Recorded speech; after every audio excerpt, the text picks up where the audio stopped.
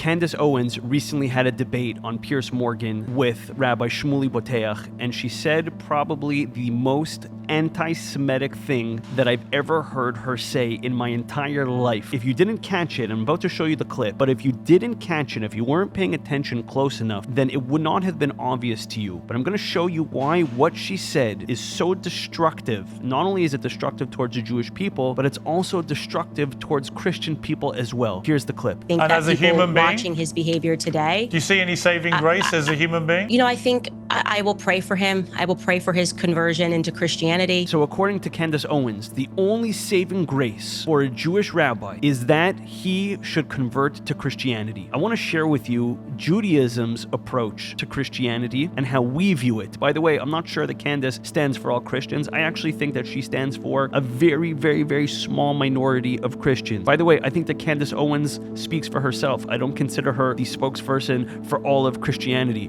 I think that she speaks for either herself or a very small fringe of the Christian minority. So here is the Jewish approach to Christianity. This is a text called the Mishna Torah. It's written by a man named Maimonides, otherwise known as the Rambam, over 1,000 years ago. And it says, ultimately the deeds of Jesus of Nazareth and the Ishmaelite, he's talking about Muhammad, who arose after him, only serve to prepare a way for the Messiah to come and to improve the entire world, motivating the nations to serve God together. In other words, Judaism does not think that Christians should convert to Judaism. Judaism does not believe that Muslims should convert to Judaism or anybody else for that matter. It actually finds the merit within those other religions and attributes positivity towards them. Whereas Candace's approach is the only thing that could save you, Jew, is if you convert. And this is extremely problematic. And that is the core and essence of our anti-Semitism. It's not what's going on in Israel. It's not what's going on in the Middle East. It's not because of the Candace